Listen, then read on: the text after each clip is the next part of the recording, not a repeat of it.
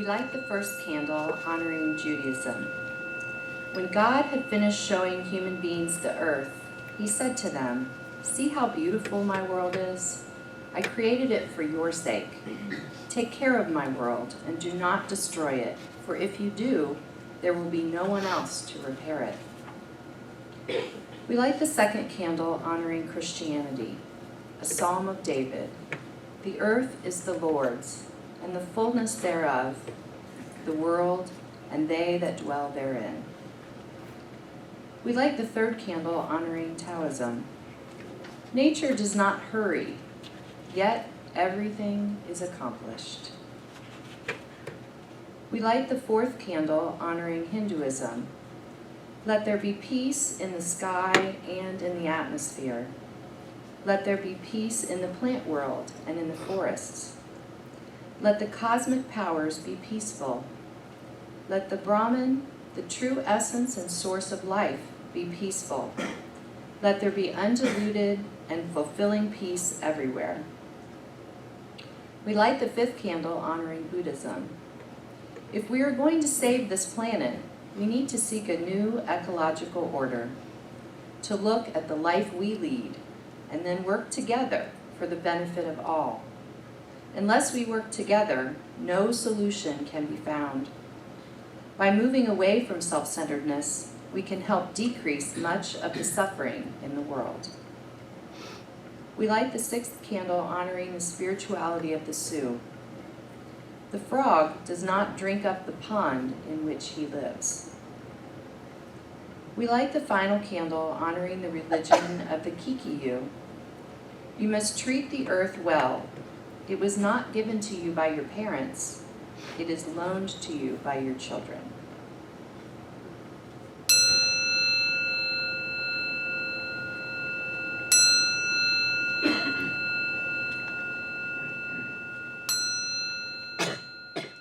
Today's reading comes from Eleanor O'Halloran.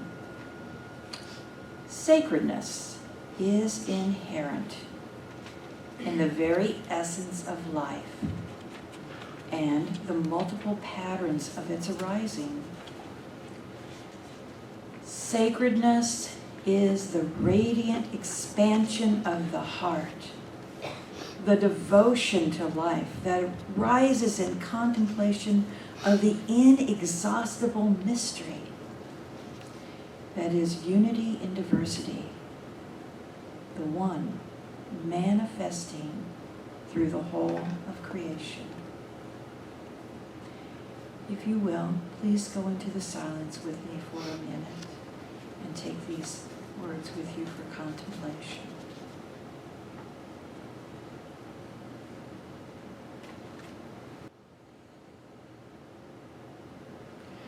I am so deeply grateful for this community and this time together. I'm knowing that each and every one of us is blessed. I know that this time together is a time of renewal and of healing. I'm knowing that the wisdom and the love of the divine moves in and through and as each one of us. I'm knowing that Reverend Cece is divinely guided in her speaking and in her words and all that she is and doing up here today. I'm knowing that our children are deeply and lovingly blessed. And I give thanks and know that our music ministry teaches us and helps us go deeper into that heart of love which we are. I give thanks for this entire community of love. This is a community of love, a community of wholeness. And I say thank you, and so it is. So Stephanie threatened to go home and look up all the hard things in all the books. I hope she didn't do that. I hope she didn't. Here's one question. Ernest Holmes said, "Faith is a mental assertion elevated to the plane of realization." What? That's a good question. Faith is a mental assertion elevated to the plane of realization. I think what Ernest Holmes was talking about is that faith is not something that lives only in our minds. You know, he also said we don't get what we think about, we get what we are, right? Life reveals to us what we are by the experiences and occurrences that come our way. And so faith is taking what we think in our minds and embodying it so that it lives in us, so that we don't have to, it's not a matter of struggle, it's a matter of living from a place of knowing on that particular point. For example, one of the things that we teach often and through our classes is that the universe is a friendly place, it's on our side. And once we embody that notion, then that, I don't know about you, but I sort of grew up with this sense of having to look over my shoulder all the time, waiting for the other shoe to drop in my childhood. And then as I grew older, harking to all those fears that are out there floating around in our way of thinking. And my life was pretty much fear-based. And over the 30+ years I've been in this philosophy, that's completely changed because I have embodied, I think, the idea that the universe really is on my side. It's not a dangerous place. It's a place that supports me. And so I don't live in that sort of constant fear anymore. If we just take one thing and think about it and replay it in our minds and work with it in our minds until it becomes who we are, then we have elevated faith to that plane of realization, not just thinking, not just idle thoughts, and not thoughts that are constantly contradicted in our own minds. Oh, that's another Stephanie. I'm going to pick somebody else's. That's Stephanie, too. I recognize her writing. She's been busy.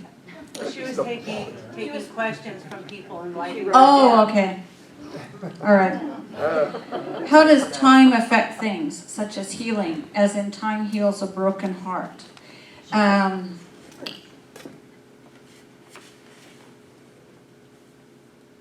In regards to time heals a broken heart and those kinds of issues, I think the whole idea is that we have to, you know, when our hearts are broken or someone dies, for example, that's dear to us, what we have to do is mentally reconstruct our universe without them. And that requires time. You know, for,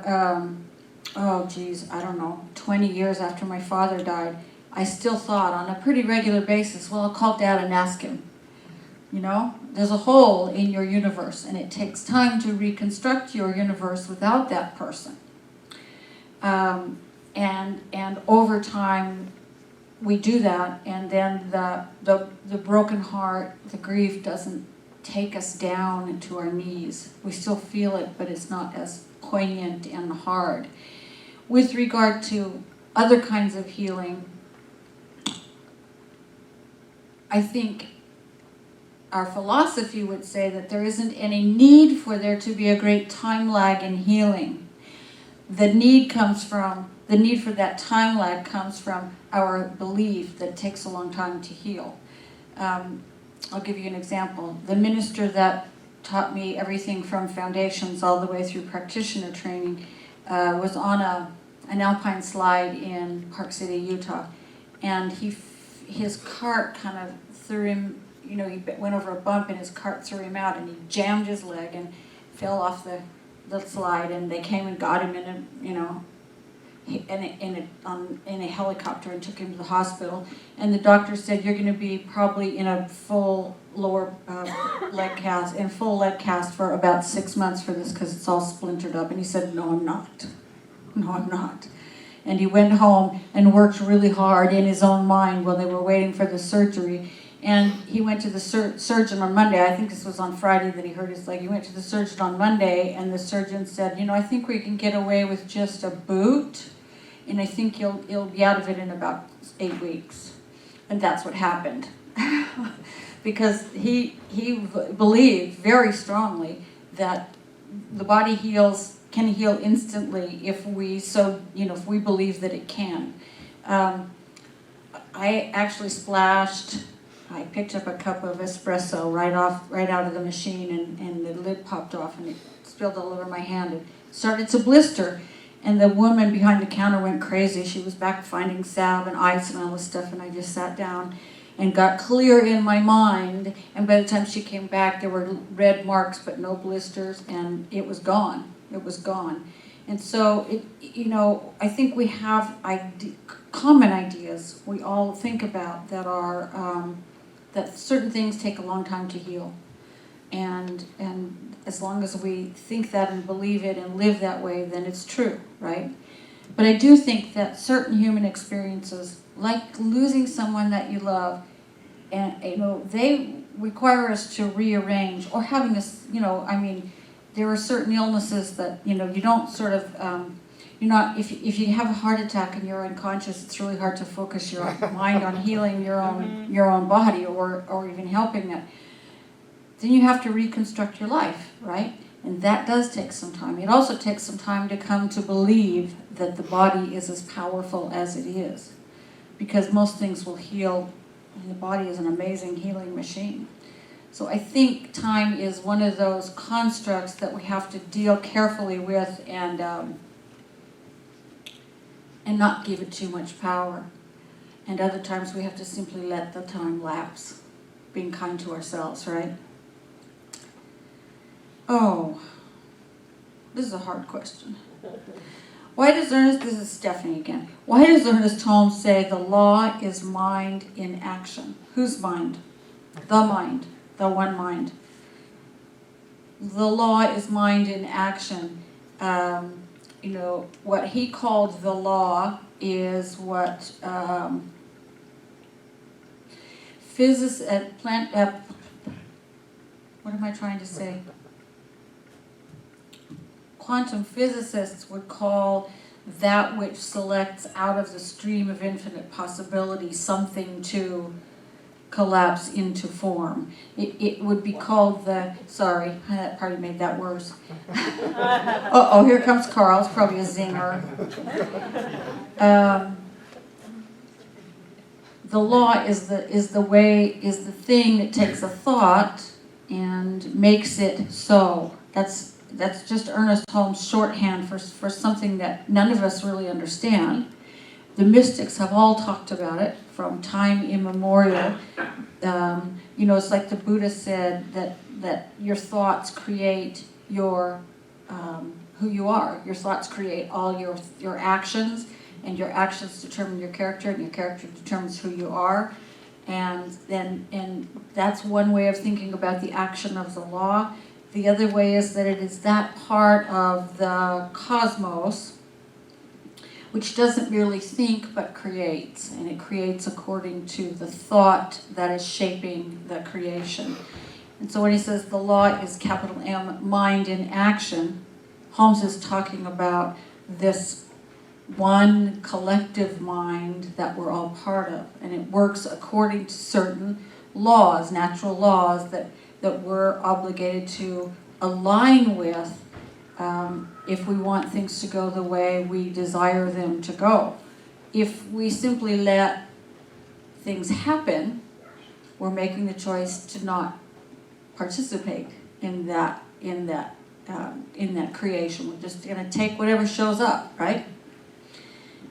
So the law is mind in action, is the thing in between the thought and the form.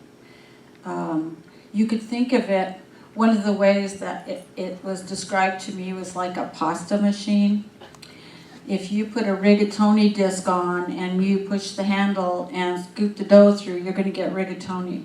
But if you don't want rigatoni, say you want linguine, you got to change the disc, right? You have to change the idea, and then you change the disc, and you push the dough through, and you get linguine this time. You don't always have to have rigatoni. You don't have to stay stuck in that one place. You can have a new thought, and thereby have a new experience. That's what Holmes means by that. Let's see. What is race suggestion, and how can we overcome it?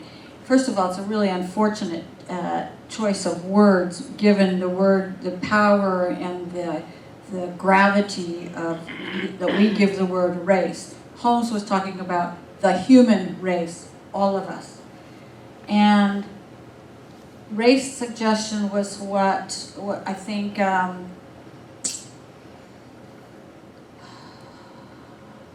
particularly Jung, but others of his generation, called the collective consciousness. It's a set of ideas that we sort of agreed upon and thought repeatedly. For example, we have a particular race suggestion in the United States, collective consciousness in the United States and much of the West, that more is better. And so we kind of all live that way, right? We're all about amassing more money or things or power or whatever it is that we choose to amass. There are race suggestions, collective consciousness agreements that govern a lot of our lives. One of those is that it takes a really long time to heal anything, and it doesn't necessarily. But first we have to think a new thought. We have to realize that what is operating in us is this collective consciousness, not something we've chosen. And we usually get a lot of it from our parents, but they're finding, I was just reading some stuff now about trauma, and trauma can be passed on through the genes.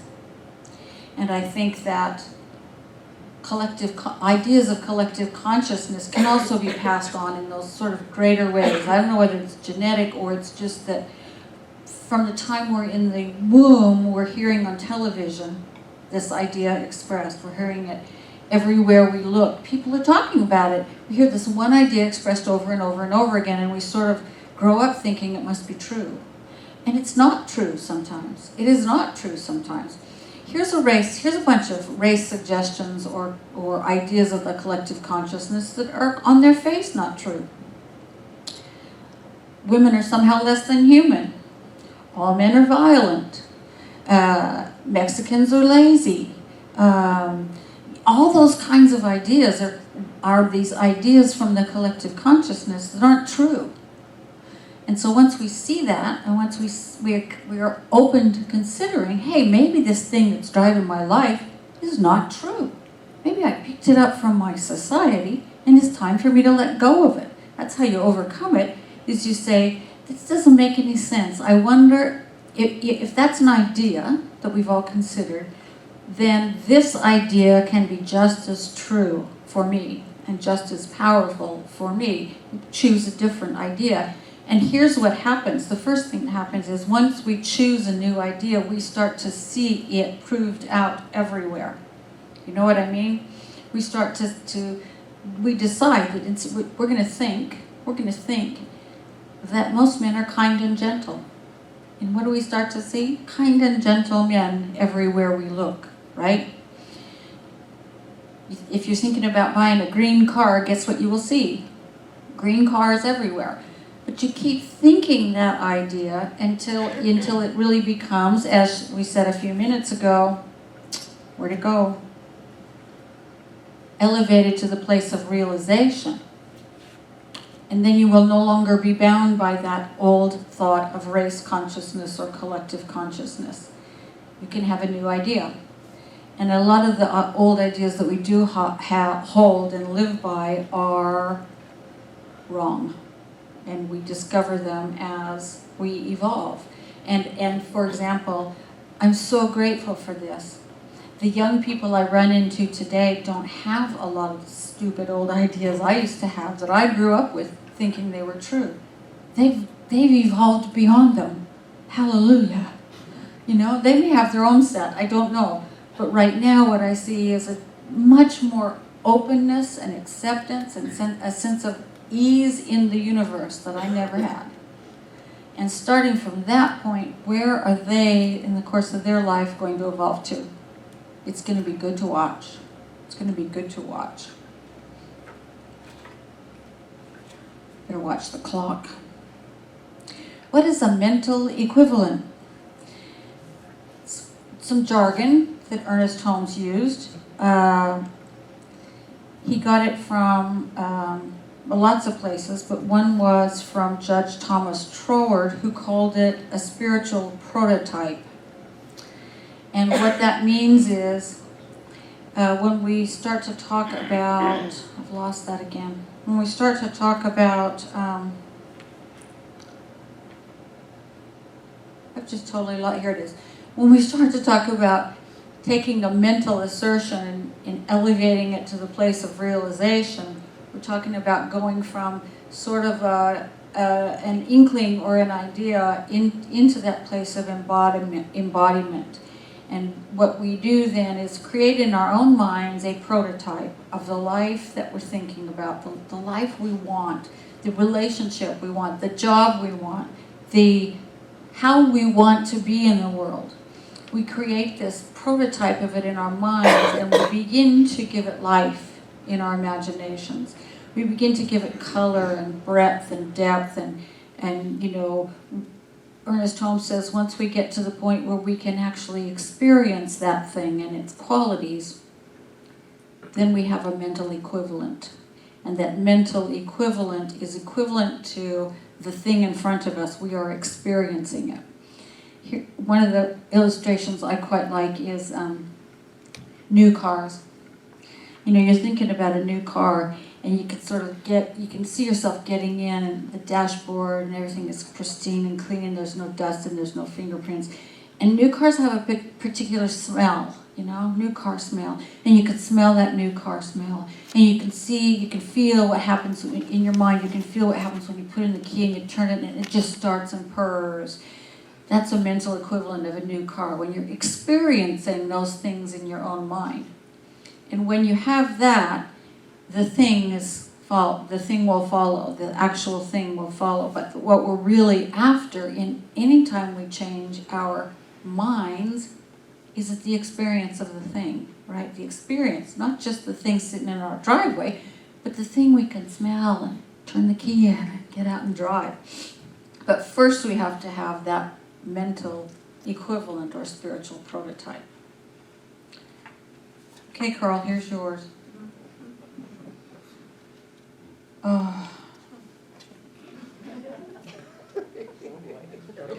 This makes me sad, actually. How do we respond to those who believe their situation is the result of God's will for them? And why pray, God's will be done, not my will? How do we respond to those who believe their situation is the result of God's will for them? It's usually about something bad. Well, it must have been God's will. The first thing I would say is I would first stop and remember that the God of my understanding wills nothing other than good and love and prosperity and health and abundance for itself. We are part of it. We are part of it, right? And so there is no, in my mind, no God's will involved. And if someone were to say to me, well, I guess that the fact that your father died was God's will, I just usually say that that is not the God of my understanding, period. I just leave it at that. And if they want to talk more, I'll talk more. But the first thing I have to do is get right in my heart that I'm not buying into that old trope that it was God's will that there was a hurricane that wiped out Grand Bahama. Nonsense. That is, God's will does not play chess with us, I guess is what I would say. And on the other hand, the rest of this question, why pray God's will be done and not mine? Not everybody says that, but it's such a part of our collective consciousness because the teacher to whom we are most attuned said it, Jesus, right? And if you stop to think that we're part of that one that we call God, the divine, the universe, we're each part of it, we're each an embodiment, an expression of it. I do sometimes ask myself, what would the divine do in this situation? And I stop and ask myself until I've got a pretty clear signal about what that energy, that force of life and love and abundance and health and goodness and compassion would do in the situation. Because what I want to do is often just the opposite, right? When someone's done something I don't approve of or I don't like, or it's someone I just don't really get along with or whatever, what I want to do sometimes is push back and show them that I'm right and they're not. Do you ever feel that way, or is it just me? If, however, I can stop and say, what would the divine living and experiencing through me at this moment do? Then I usually have to say there would be love and compassion and understanding and a bit of surrender brought to this situation. That's why I pray that God's will and not mine, meaning mine, my little tiny bratty, ego self, but the divine as me, living through me, experiencing itself through me, through all of us. What would that one do? And if I choose that, then I'm saying, I'm going to let the divine will and not my will be done, right? Okay, one more and then we'll quit.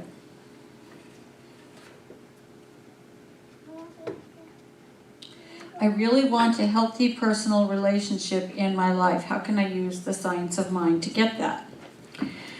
Whew, that's a big question. We get what we are, right? So the first thing we do is look at what we think about the relationship. We take close note of how we judge, how we categorize, what we think about the relationship we have, the one we have now, if we have one. Or we think about what a healthy relationship, we think about what a healthy relationship looks like. And sometimes we have to spend a long time there because I did not grow up observing healthy relationships. And I think some of us didn't. So, sometimes we have to read books and listen to people like Harville Hendricks and, people who are teaching us what a healthy relationship is all about. I always hark back to that definition of love that's in The Road Less Traveled. If I love someone, then I am all about affording them the space, the psychic space, in which to do to come to their greatest spiritual development. That's a lot, right? That's a big hurdle. But you see what it's all about in that definition. It's all about understanding and compassion and not judging and not putting someone in a box you build. The Buddhists say, approach everyone with openness and possibility. That's another kind of thing I try to remember in my most significant relationship. Some days it's difficult, but I try. And so we try to get a mental equivalent, a prototype in our own minds of what a healthy relationship looks like. And then the question is, how can I change the way I think about myself in this relationship, about the other in this relationship, and about the relationship itself, to be more of that prototypical goodness that I want, that health that I want. And then we have to realize, of course, that the only place we can do the work is right here, and this is where we start doing the work, right? If I'm quick to judge because I'm fragile around something, okay, true confessions, I do not like to be criticized, and my husband sometimes criticizes me, and my knee-jerk response is, oh yeah, I'll show you. Right? Let me criticize you up one side and down the other. And if I'm looking at health, I have to say, why would I do that? That is not what a healthy relationship is all about. I can top your criticism, and then you just bat criticisms back and forth, right? Until you're both bloody, not healthy. I have to stop and say, okay, how can I bring a sense of openness and compassion to this moment right here? And say, what's the truth of this criticism? Is there any truth in it? And if not, I let it go, right? It's his observation. It's not the truth of me. But if there's some truth in it, I can learn from it. Rather than reacting, I respond. So I take the tools that we learn here about self-responsibility, self-knowledge, compassion, what would the divine as me do, all those things together, and bring them to the relationship with this idea of what a healthy relationship would look like. And we do that. Regardless of what the other person does, we do that. And here's what happens. If the other person is healthy enough, which I think, most of us have attracted someone healthy enough, they begin to change in response to what we're doing. They begin to change their behavior. They begin to criticize less. I know, because every time I'm doing what I think would further a healthy relationship, there's less of that stuff going on in it. And he didn't do anything. I didn't sit him down and say, you have to do X, Y, and Z. I said to me, you have to do X, Y, and Z. And I started to do it. And things changed, right? This is the only place we can do that deep work. And the only person we can change is ourselves. And I think that's the first part of it for me always, is just remember that. Because I grew up thinking, it's probably why I've been married more than once. If this person, if I can just get them to change this one thing, it will all be well, right? And that wouldn't work, so I divorced that one. And I came to the next one and said, oh, just one or two little things and this would be ideal. It doesn't work. It doesn't work until you say, what can I change about me to make me happier? What can I change about me to make our relationship healthier? And then when I do that, great stuff happens.